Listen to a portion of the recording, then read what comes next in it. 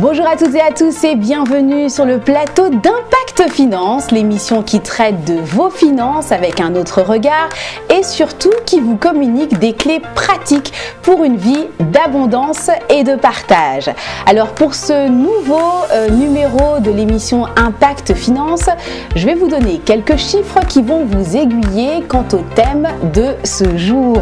Alors est-ce que vous savez qu'il y a en France, nous prévoyons 300 000 cérémonies de mariage pour l'année 2023 du jamais vu. Autre chiffre, le budget moyen pour un mariage de 100 personnes est de 12 000 €. Je n'en dis pas plus, je vous laisse découvrir le thème du jour. Vous l'avez découvert, notre thème du jour, quel budget pour préparer mon mariage? Et pour ce faire, nous recevons sur ce plateau deux femmes. Je vais vous laisser vous présenter, mesdames. Je t'en prie. Bonjour Sandrine. Bonjour Dalia. Bonjour à tous. Donc mon nom est Dalia, comme tu l'as dit, et je suis effectivement organisatrice de mariage depuis déjà quelques années. Et donc voilà, j'ai hâte de discuter, de parler justement de tous ces points qui concernent le budget pour un mariage. Exactement, le budget du mariage. Et tu es venue en compagnie de Nora. Nora, bonjour. Voilà. Bonjour Sandrine, bonjour tout le monde. Moi c'est Nora, je suis aussi organisatrice de mariage avec Dalia. D'accord, voilà. Très bien. Alors, vous êtes toutes les deux donc organisatrices de mariage et votre société s'appelle D-Wedding. Exactement. J'ai bien prononcé? Très bien. Merci. Alors, c'est vrai qu'aujourd'hui, le mariage est devenu tellement, voilà, une chose qui est aussi beaucoup exposée sur les réseaux sociaux. Exact. Tout le monde veut se marier, mais aussi pas toujours pour les bonnes raisons. Mais aujourd'hui, on parle pas de ça. On parle pour les bonnes raisons. Et on va parler justement budget du mariage. Mais avant ça, je voudrais un petit peu savoir comment est né D-Wedding. Alors, D-Wedding est né, je pense que ça il y a quelques années déjà, bien sûr. On avait vraiment un battement de cœur. On avait vraiment un battement de cœur parce qu'on se rendait compte que la majorité des mariages, et là je parle vraiment de la communauté africaine, pas une question de stigmatiser, mais c'était un constat, c'est que la majorité des mariages, on arrivait à 20h, comme tout bon invité, on mangeait à minuit, les mariés arrivaient à 2h du matin, on voyait que les choses n'étaient pas du tout structurées, et donc on s'est dit, en fait, il y a un manque, il y a un réel besoin. Et aussi pour un peu casser cette image de se dire que les mariages de certaines communautés, il faut s'attendre à manger à telle heure, il faut s'attendre à ce que les invités arrivent à telle heure, et ainsi de suite. Et pour la petite anecdote, c'est vrai que quand on a démarré D-Wedding, on s'était dit on va s'adresser à une autre niche. Notre cible, c'était plutôt les mariages de la communauté caucasienne, européenne. Et c'est une amie à nous qui nous a dit mais non, étant donné que justement vous avez décelé qu'il y avait un manque, mais pourquoi justement ne pas être la solution à ce manque plutôt que d'aller chercher un peu la zone de confort. Et donc ça a été un peu ça notre le pourquoi de D-Wedding, de pouvoir justement apporter une touche professionnelle, une structure carré, une planification organisée, un accompagnement aussi auprès des différents couples et pas juste être très rigide, j'ai envie de dire. Donc voilà, c'est né un peu de tout ça et par la grâce de Dieu, on est encore là pour le moment. Exactement. Voilà. Alors créé en 2017, il me semble. C'est ça, on 2017. a vraiment commencé en 2017.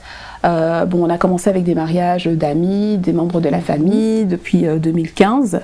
Et puis on a pris le temps de se former, le temps aussi de se lancer, parce que c'est vrai que c'était un domaine, être wedding planner il y a quelques années, personne ne faisait appel à une wedding planner. Ça c'est vrai. Donc c'est vrai que quand nous on a démarré, c'était un peu bizarre pour certains. Pour certains couples, voilà, il y a des familles qui se disent c'est quoi, c'est encore une organisatrice de mariage. Tout à fait. Donc ça n'a pas été évident, mais on a fait notre place. Et puis je pense que vraiment le bouche à oreille a fonctionné, les recommandations et puis le fait aussi de pouvoir se remettre en question, de s'adapter, de repenser un peu la façon de travailler, quoi. Waouh, mais dis donc, j'ai tellement de questions là du coup à poser. On est là pour... On est tous là pour écouter. Alors c'est vrai que tu parlais Dalia, finalement les familles aussi dans certaines communautés veulent beaucoup s'impliquer. Comment vous arrivez à trouver votre place? Parce que parfois certains vont se dire non, ça c'est ma maman qui s'occupe de ça, c'est ma tante qui fait la déco, elle le fait pour tous les mariages des cousins, des cousines, des neveux et des nièces. Donc comment vous trouvez votre place au sein des familles? Je pense qu'on prend le temps vraiment d'expliquer Les couples qui font appel à nous savent déjà un peu en quoi consiste le rôle d'une wedding planner. Maintenant, on ne veut pas non plus marcher en se disant que on ne tient pas compte de la vie de vos familles et vous allez faire ce qu'on vous demande de faire. C'est pas du tout ça. Et dans les couples qu'on a eu à rencontrer, on a eu aussi ce cas-là où voilà, il y avait un couple qui nous disait nos parents comprennent pas trop votre rôle. Est-ce que vous pouvez venir un peu expliquer? Bon, c'est vrai que dans un premier temps, on s'est dit, ouais, bon, il faut pas exagérer. Voilà, on est des wedding planners, tu prends ou tu prends pas. Mais la sagesse a voulu que vraiment on se dise, non, en fait, il faut se mettre à la place des familles. C'est aussi le mariage de leurs enfants. Exactement. Il faut aussi le rappeler aussi aux futurs mariés, c'est que oui, vous mariez, mais c'est aussi l'accomplissement aussi pour vos parents de vous voir démarrer votre vie à deux, et donc ils ont aussi leur place, et il faut en tenir compte, il faut aussi écouter leurs conseils.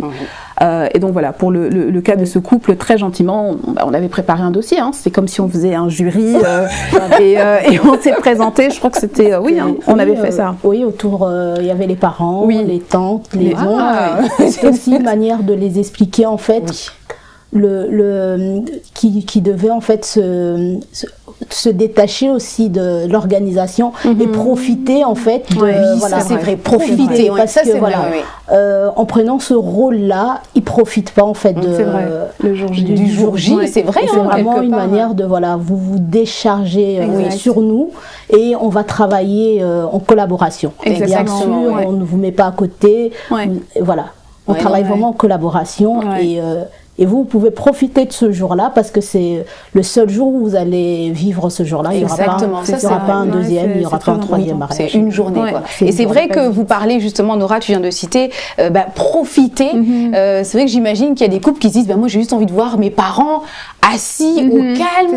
Mais il y a aussi, il faut le dire, parfois les différents générationnels qui font que non, les mamans se disent, non, nous on se doit mettre la main à la pâte, être impliqués. Donc c'est aussi l'un des battements de cœur qu'on avait eu parce qu'on s'était rendu compte que on a organisé les mariages des amis et on ne participait pas à ces mariages-là.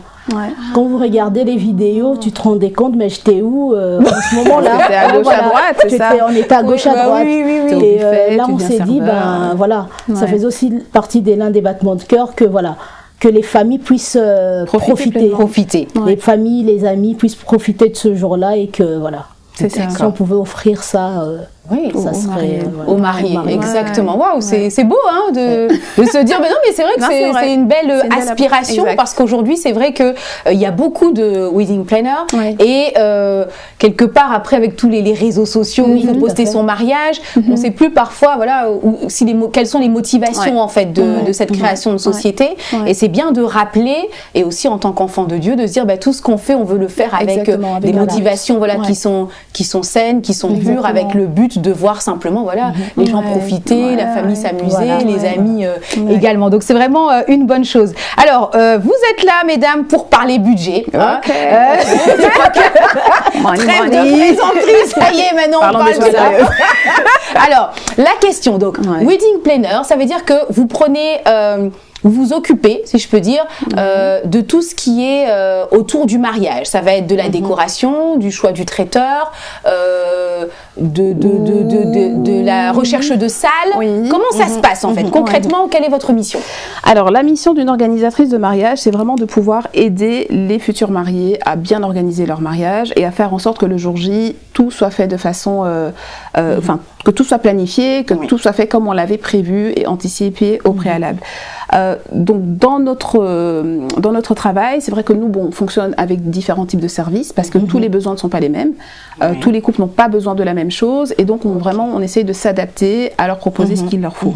Et donc on a de l'organisation complète. Donc l'organisation complète, là c'est vraiment de prendre en charge tous les aspects. De la déco au photographe. Oui, mais juste une petite nuance, parce que c'est vrai que souvent les gens confondent wedding planner et décoratrice, ou wedding planner et wedding designer. Je demande pardon, je me suis trompée. Attention, Sandrine. Non, mais bon, voilà, après, être une wedding planner fait en sorte que tu puisses aussi avoir toutes les casquettes, avoir vraiment une certaine polyvalence. Donc on se retrouve de temps en temps à faire de la déco, c'est pas un blâme. Mais c'est vraiment de distinguer que nous, c'est la partie organisationnelle, et on va chercher maintenant tous les prestataires qui vont pouvoir satisfaire aux besoins du couple. D'accord, oui, c'était dans ce sens-là. C'est-à-dire qu'en tant que wedding planner, vous avez, par exemple, dans vos prestataires, une décoratrice que vous mettez en lien. Voilà, c'était dans ce sens-là. Ok, d'accord. Et donc voilà, donc pour répondre un peu à ta question, on est un peu le relais entre le couple et les différents prestataires qu'on va leur proposer, mais en fonction de leurs besoins. Donc un couple n'est pas le même. Ce n'est pas parce qu'on a travaillé avec un prestataire qu'on va le recommander au couple suivant. Donc il faut vraiment être sensible un peu à chaque besoin de chaque couple. D'accord. Alors question budget maintenant. Est-ce que vous recommandez au couple, ou en tout cas c'est ce qui est c'est ce que vous conseillez, de déjà dès le début établir le budget, que le couple ait établi lui-même son budget, ou bien avec eux vous vous asseyez, vous dites combien est-ce que chacun a, comment ça se passe? On prend le temps de discuter. Vraiment, dès qu'on commence un projet de mariage avec un couple, c'est l'une des premières sessions que l'on fait, c'est de s'asseoir et de parler budget.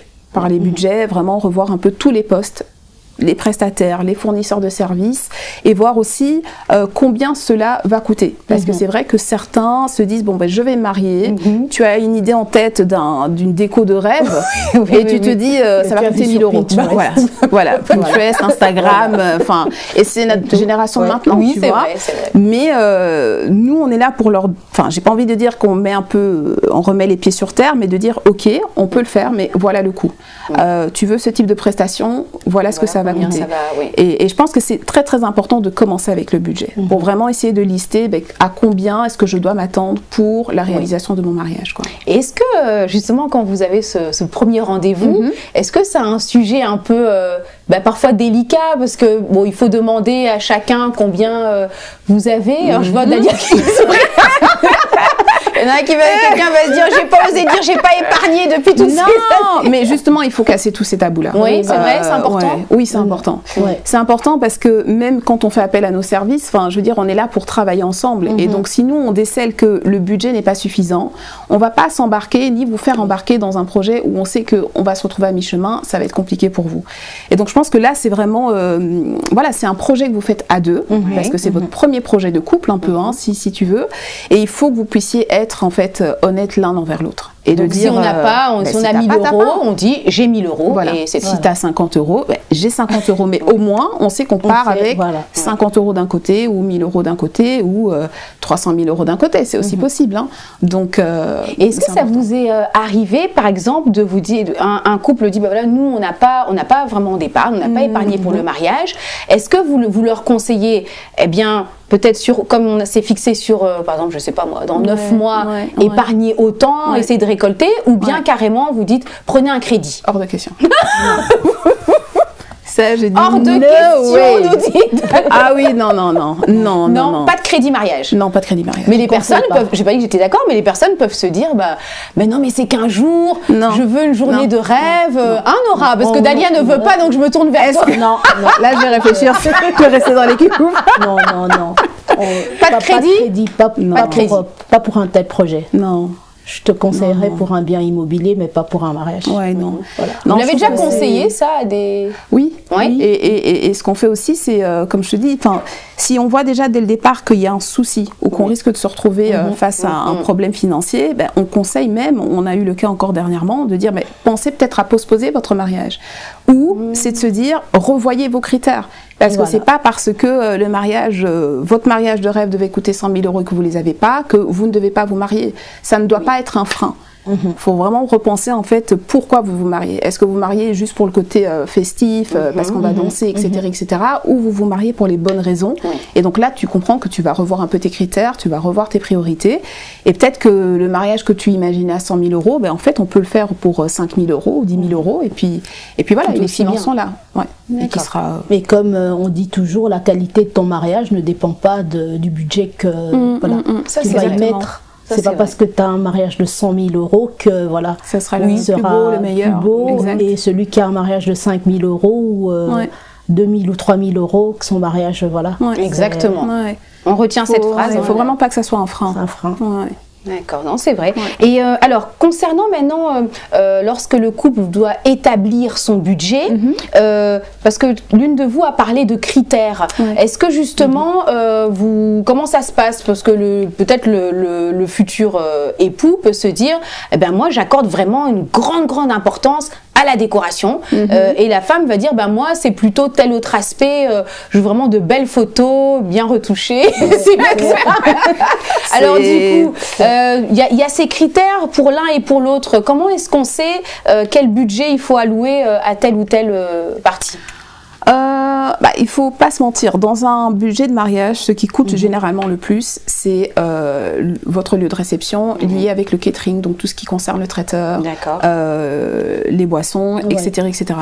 Nous, on met un poids d'attention parce que on fait prendre conscience au couple qu'en fait, ce qui va rester après votre mariage, ce sont vos alliances, ce sont vos photos ou vidéos, mais tout le reste, en fait, je vais pas dire qu'on oubliera, mais c'est pas ça qui va rester en termes de souvenirs. Donc la vidéo, photo, ça, vous allez la revoir, la revisionner, même à 50 ans, 60 ans, 90 ans, hein, si Dieu fait grâce.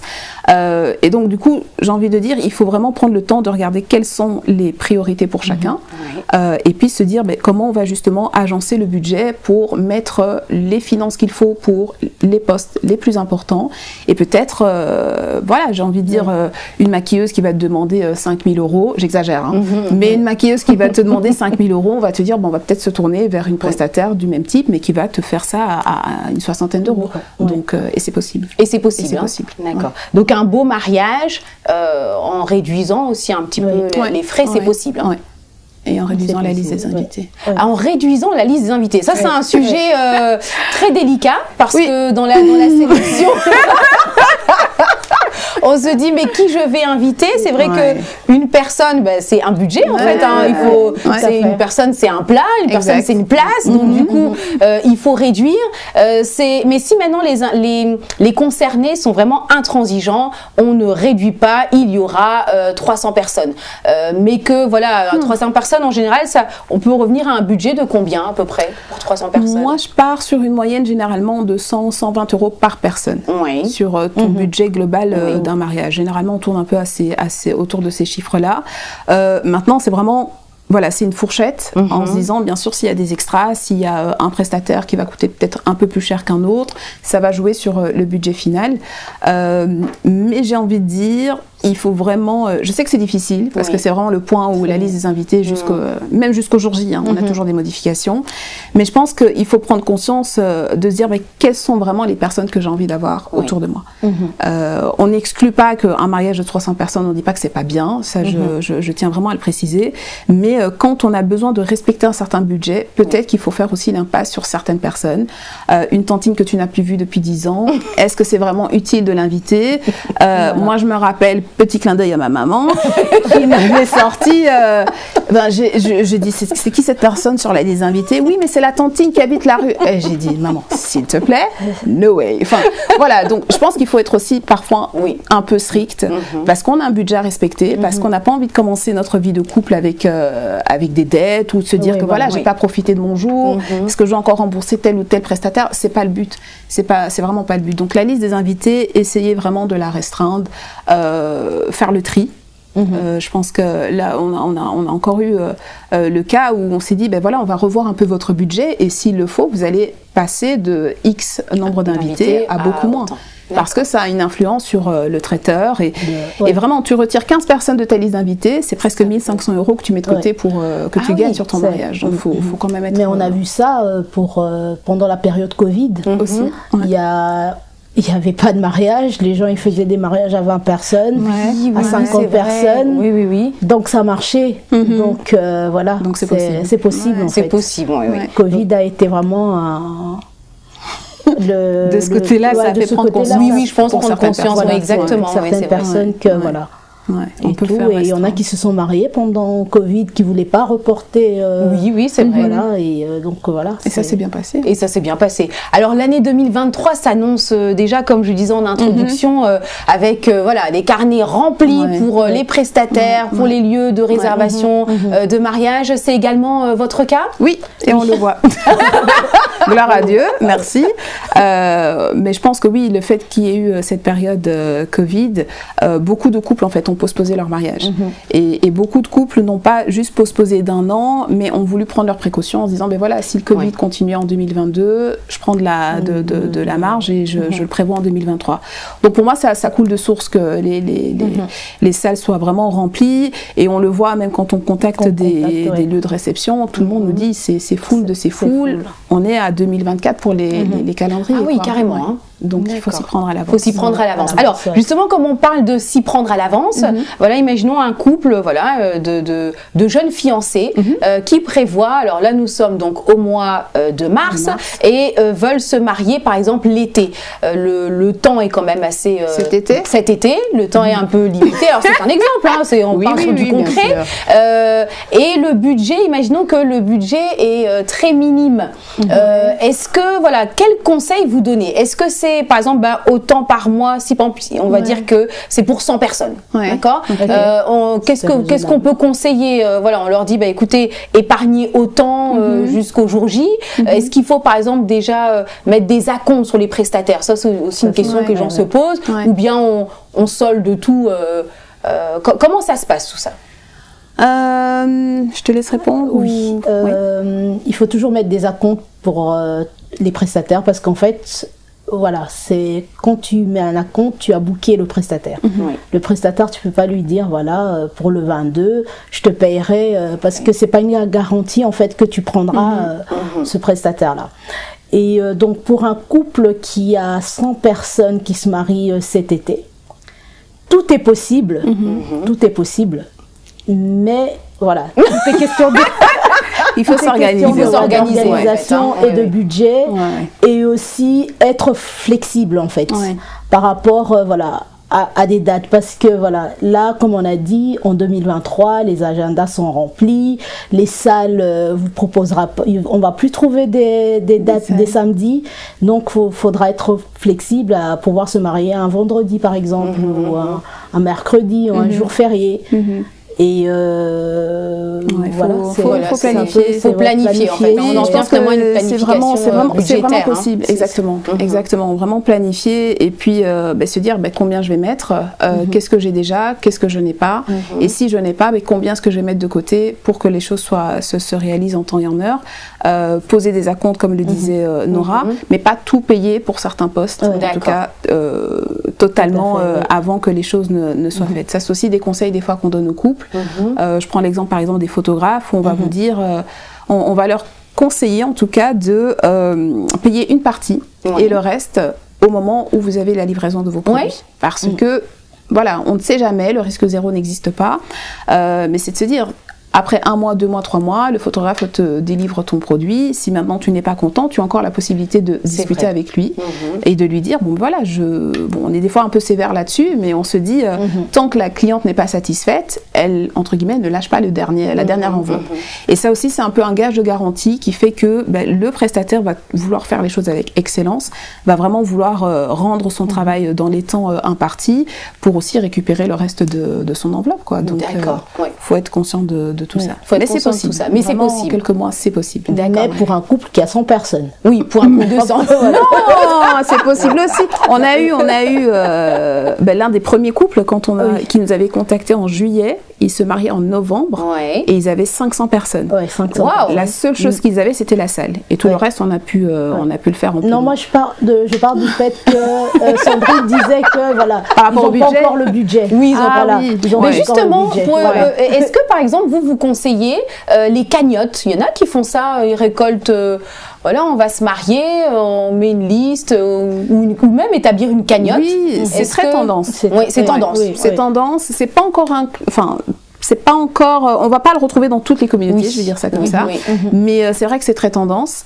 Après, ce qu'on encourage aussi, c'est par exemple de déjà ouvrir un compte bancaire, et si les personnes, familles ou autres, sont disposées à participer ou à vous donner une petite enveloppe de manière anticipative, mais libre à eux de le faire. Et ça peut aussi vous aider dans votre budget, quoi. Mais on ne compte pas sur les cagnottes.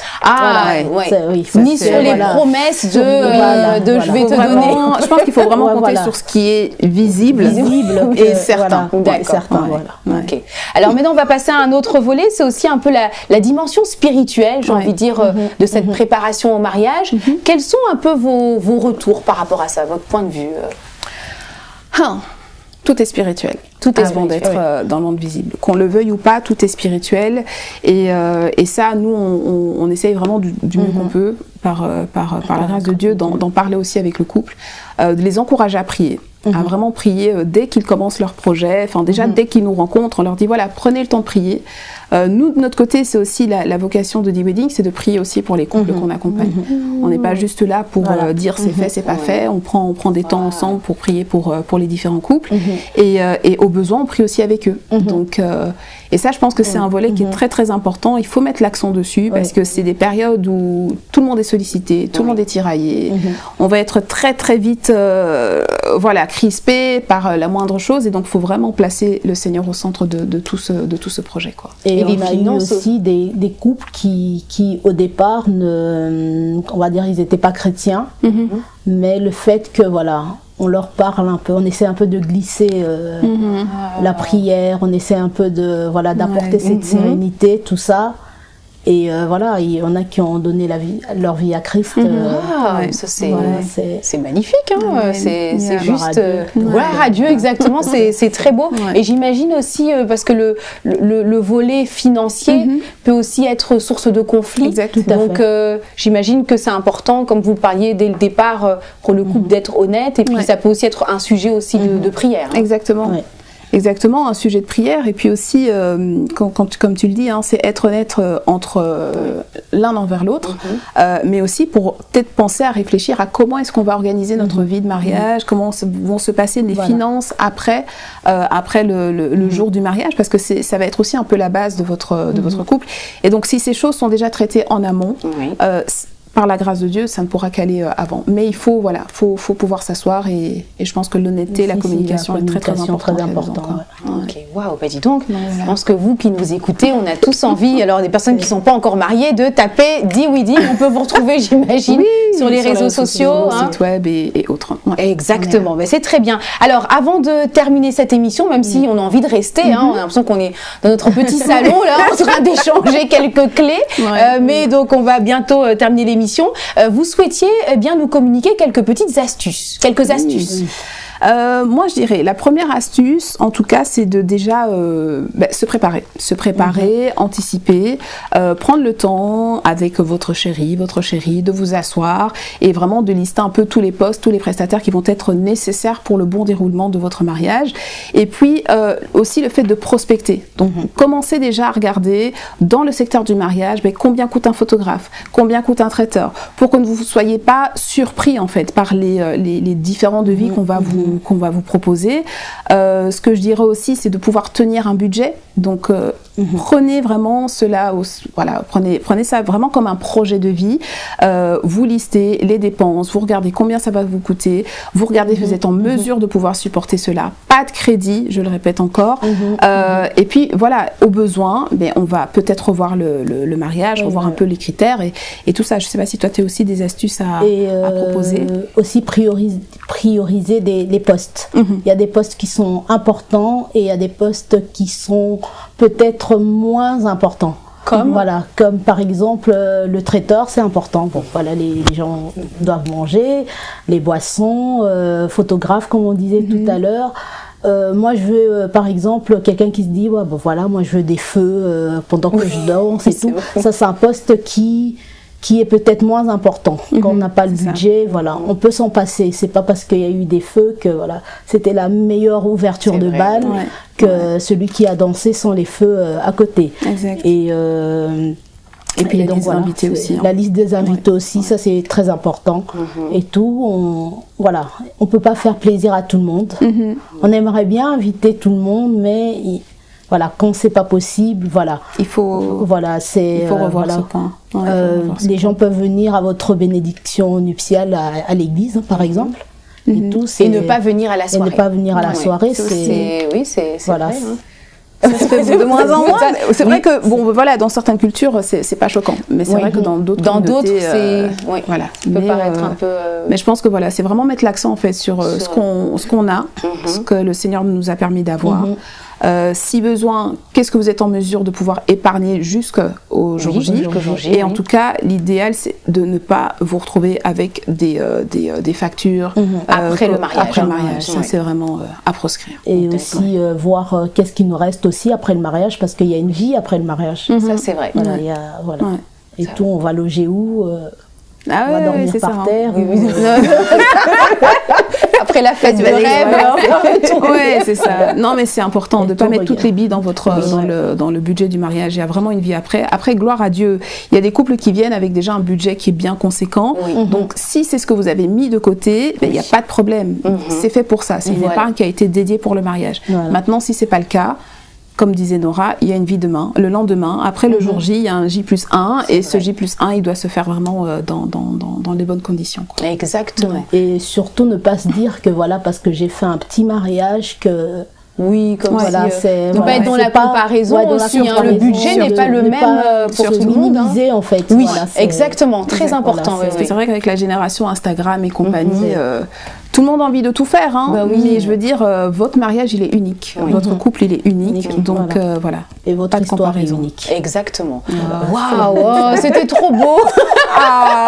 Et bien, sur ces belles paroles, nous allons mettre, se quitter. Mais c'est vrai que 3 femmes sur un plateau, en plus, on parle mariage. On peut continuer encore. On peut continuer. On fera une partie bizarre.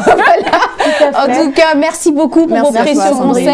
Merci beaucoup Nora, merci Dalia, Sandrine, merci beaucoup. On rappelle donc The Wedding, Wedding Planner pour tout ce qui est organisation de mariage. Merci pour le rappel parce que vous aviez parlé de la discipline financière, parlé également de la sagesse. Parfois, ça sert à rien d'aller chercher des choses farfelues. En tout cas, si on n'a pas le budget. Si on a le budget, oui. Si on n'a pas le budget. Et aussi pour, je pense aussi pour les femmes, on est très parfois, je veux ça, je veux ça. Depuis que je suis petite, j'ai rêvé d'avoir ça. Le carrosse, bon, c'est peut-être pas utile. Donc c'est important cette sagesse aussi en tant que femme, la discipline et également la dimension spirituelle avec la prière. Est-ce que j'ai bien résumé? Tu as très très bien résumé. Parfait, super, merci beaucoup. N'hésitez pas à mettre en commentaire des titres peut-être d'émissions que vous souhaiterez que nous puissions traiter. Ce sera un plaisir et nous vous souhaitons une agréable journée ou soirée en fonction de l'heure à laquelle vous suivez cette émission. On n'a pas envie de se quitter, ça. Non, je pense qu'on va faire une after sans les caméras. Nous on continue. À très bientôt et n'oubliez pas, Impact Finance, vivre l'abondance et la partager. Amen. Amen. Au revoir.